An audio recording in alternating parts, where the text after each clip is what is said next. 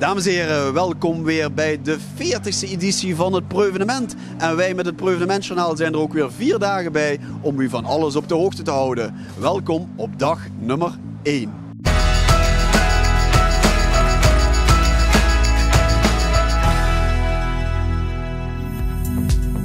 We staan er weer. We staan weer op het Vrijthof. Ja, we zijn er weer. De 40e editie.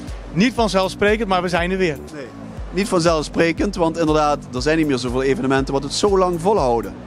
Nee, ja, je hebt het kunnen lezen, wellicht ook in de krant. We zijn de Woodstock onder de gastronomische evenementen. Daar zijn we uiteraard ontzettend trots op. Dus jullie als organisatie, dadelijk de bezoekers komen in grote getalen, maar beseffen niet allemaal hoe dat hier allemaal de komende maanden, de afgelopen maanden allemaal is voorbereid eigenlijk? Ja, aan de ene kant kun je dat de mensen ook niet kwalijk nemen. Dat is nu eenmaal zo. We zijn een vrijwilligersorganisatie, zowel vanuit het SK, het organiserend comité, als honderden vrijwilligers die zich inzetten in de opbouw.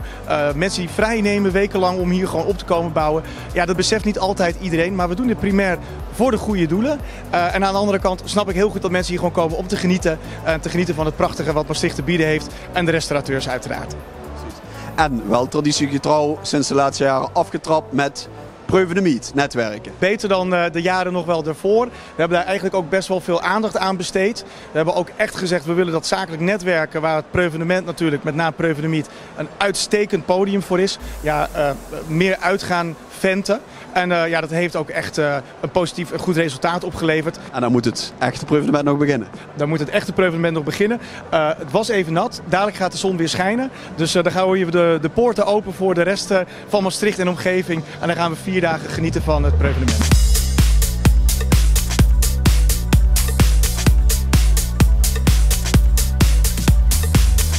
Hoeve de Eik en Down South Events, nieuwe deelnemer op het Preuvenement tijdens de jubileumeditie. Waarom naar het Preuvenement gekomen? Ja, we hadden al eens een interview van jullie gehad. En wat we daarin aangaven ook, we zijn echt super fan van het Preuvenement.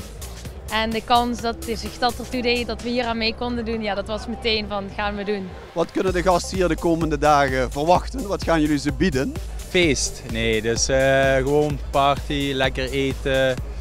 Gewoon leuke, gezellige avonden, maar wel een beetje op een ander niveau. Dus ja, een beetje die Ibiza-sfeer erin brengen. Wat voor soorten gerechtjes dan?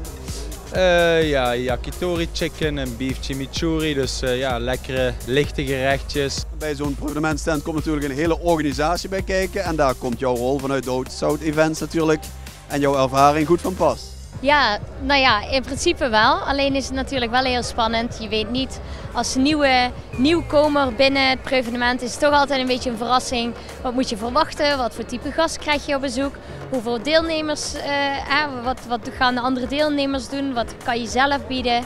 Wat is een mooie aanvulling daarop? Maar ook, ja, hoe gaan die dagen, personeel en dat soort dingen. Wanneer hebben jullie zondagavond een glimlach op jullie gezicht? Wat moet er dan gebeurd zijn of gebeuren? Ik denk dat we iedereen geëntertained hebben en dat ze zeggen, ah, het was zo leuk hier bij Hoeve de Eik en Down South Events. En ja, de mensen blij maken, daar doe je het voor.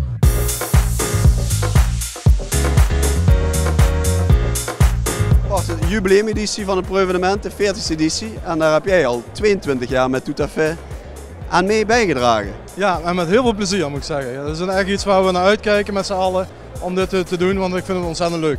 Waarvoor neem jij deel aan het Preuvenement? Ik vind als Maastrichtse sterrenzaak ben ik verplicht om dit ook te doen. Los daarvan vind ik het ontzettend leuk. Je merkt ook na het Preuvenement dat heel veel mensen die hebben, oh, Tout à Fait staat alweer. En dan zie je toch heel veel mensen weer terugkomen die al een tijdje niet geweest zijn. Dus de mensen snijden aan 2 kanten. Ja, en het is gewoon heel leuk om te doen. Het Struiscomité Preuvenement heeft aangegeven, we willen weer terug die focus op het culinaire leggen. Ja. Ik neem aan dat jij daar volledig achter staat. Ja, dat doen we eigenlijk al 22 jaar. We hebben nooit anders gedaan. Ja, en het Preuvenement is natuurlijk de ideale locatie om van stand naar stand te gaan en overal lekker wat te proeven.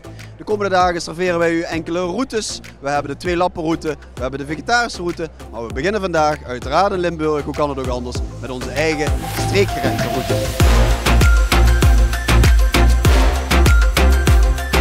Wat hebben wij hier op het bord? Dit is een vulpruil van een kwekerij uit Mechelen. En dan zit er een citrusrisotto bij met asperge. En dit is asperge met Granny Smith appel. En dit is een gerookte paprika mousse. Fantastisch, dankjewel. Geniet ervan.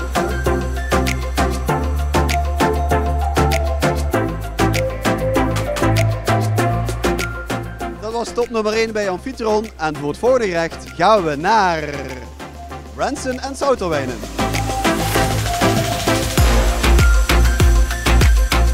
En wat krijg je te eten? Het is een ravioli van geitenkaas, citroen en de gele pepers, paprika, met gerookte paprikapoeder en parmezaanse kaas.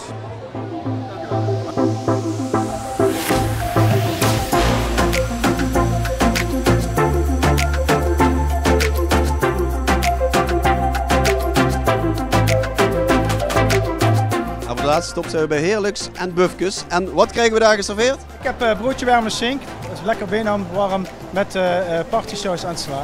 Op een wit broodje, lekker. Dankjewel. Alsjeblieft, laten we de smaak. Dankjewel. Dat is weer het einde van Proevenement nummer 1. We begonnen met Proevenement met een druppel regen, maar ondertussen is de hemel opengebroken. En eindigen we met een mooie ondergaande zon. Tot morgen!